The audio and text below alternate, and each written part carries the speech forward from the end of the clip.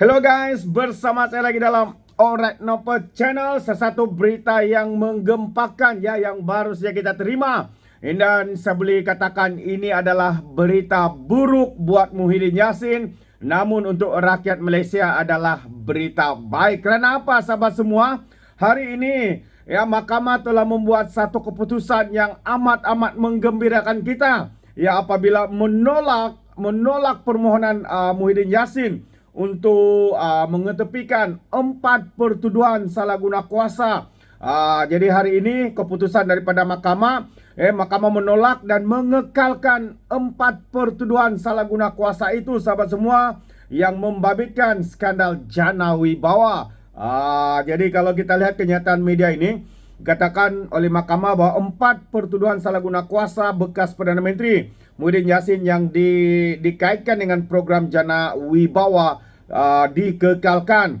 Mahkamah Rayuan pagi ini menolak permohonan ahli parlimen itu untuk semakan keputusan awal untuk mengembalikan semula pertuduhan jenayah. Dan kalau kita lihat seterusnya, kes salah guna kuasa pengurusi Perikatan Nasional membabitkan 232.5 juta ringgit dikaitkan dengan program pemerkasaan kontraktor Bumiputera ataupun program Jana Wibawa. Pada 16 Ogos tahun lepas, Mahkamah Tinggi Kuala Lumpur membatalkan 4 pertuduhan kerana didakwa cacat dan tidak mendedahkan butiran untuk Muhyiddin mengemukakan pembelaan sewajarnya. Jadi Mahkamah Rayuan pada Februari pada tahun ini telah mengubah keputusan ini. Muhyiddin Yassin kemudian meminta untuk semakan keputusan itu dibuat. Dan panel rayuan terdiri daripada 5 hakim yang dipengerusikan oleh Hakim Aziza Nawawi hari ini memutuskan bahawa keputusan sebelum ini adalah sah, terbaik, adalah sah.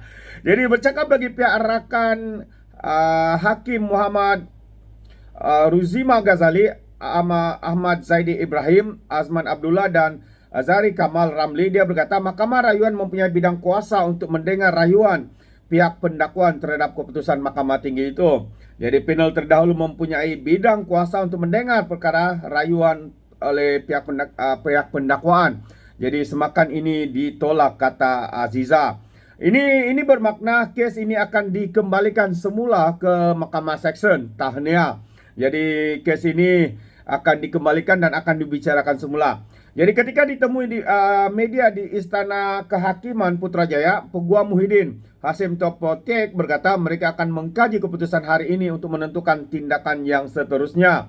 Mas tahun lepas di hadapan Mahkamah Seksyen Kuala Lumpur, Muhyiddin minta dibicarakan atas 4 pertuduhan.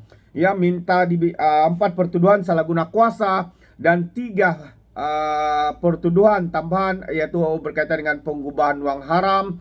Dan ini semua di bawah Seksyen 231-1 Akta ISPRM 2009. Dan dia didakwa menggunakan kedudukannya sebagai Perdana Menteri ketika itu dan Presiden Bersatu untuk dorongan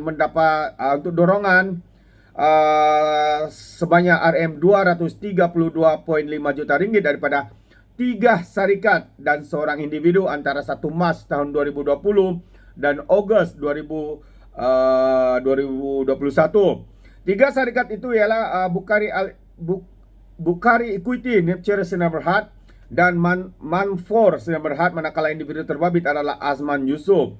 Dan 3 pertuduhan lagi ialah pengubahan wang haram yang dibentangkan di bawah Seksyen 4-1B Akta Pencegahan Pengubahan Wang Haram, pencegahan pembiayaan keganasan dan hasil daripada aktiviti haram, dibaca bersama Seksyen 87-1 Akta yang sama. Pemimpin Bersatu berusia 77 tahun itu didakwa menyalahgunakan kuasanya untuk Bersatu menerima RM25 juta hasil daripada aktiviti haram daripada Bukhari Equity antara 25 Februari 2021 dan 8 Julai tahun 2022. Jadi pendakwaan diketuai oleh Ketua Bahagian Rayuan dan Perbicaraan Jabatan Peguam Negara, iaitu Muhammad Dusuki Mokhtar. Jadi ini yang saya katakan, sahabat semua, berita buruk buat Muhyiddin.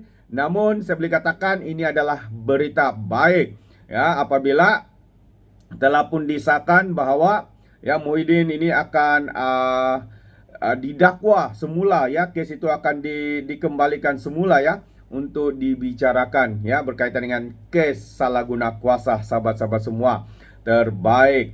Jadi satu lagi perkara yang menarik juga untuk saya kongsikan, kita mulai nampak ya bagaimana pihak pembangkang khususnya pemimpin-pemimpin daripada PAS ini mula menggunakan isu sijil halal ini yang dibuat kenyataan oleh Teresa Kok, dan Teresa Kok sebenarnya sudah pun diambil keterangan oleh pihak berkuasa dan beliau sudah pun membuat kenyataan bahwa Teresa Kok ini bukan membantah ya berkaitan dengan isu sijil pensijilan halal itu, keputusan daripada JAKIM itu ya, tetapi hanya ya menyuarakan kebimbangan ya restoran-restoran kecil yang tidak halal, yang bukan Muslim dan sebagainya.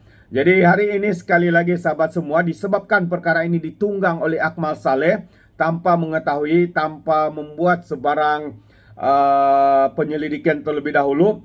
Hari ini PAS dilihat mula ya untuk menunggang isu ini, untuk dipolitikan. Hari ini Taqiyuddin ya membuat kenyataan, katanya bahwa kenyataan Teresa Kok ini dipengaruhi emosi katanya. Itu antara kenyataan ya daripada pemimpin PAS yang dilihat mula untuk menggunakan isu ini. Kita tahu PRK Dun Mahkota hanya ada beberapa minggu lagi, jadi kita lihat mereka mula mengambil isu ini ya untuk dipolitikan dan sebagainya. Jadi kalau kita lihat ya kenyataan daripada Taqiyuddin ini, ya mana PAS ya memperakui Teresa Kok untuk bersuara dan memberi pandangan, namun menganggap kenyataan ahli politik terbabit berhubung isu sijil halal sebagai tidak munasabah. Itu katanya.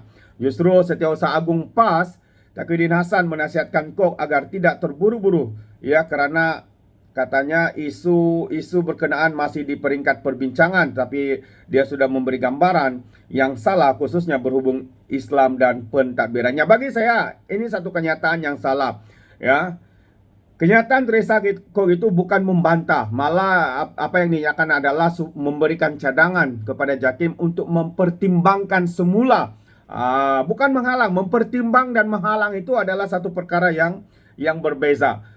Jadi kalau dia katakan saya menghalang supaya perkara ini tidak diteruskan, itu barulah boleh dianggap sebagai mencabar keputusan daripada JAKIM. Tapi apa yang Teresa katakan adalah dia menyeru supaya keputusan itu dipertimbangkan, ya, bukan satu kesalahan. Itu antara gesaan dan juga pandangan.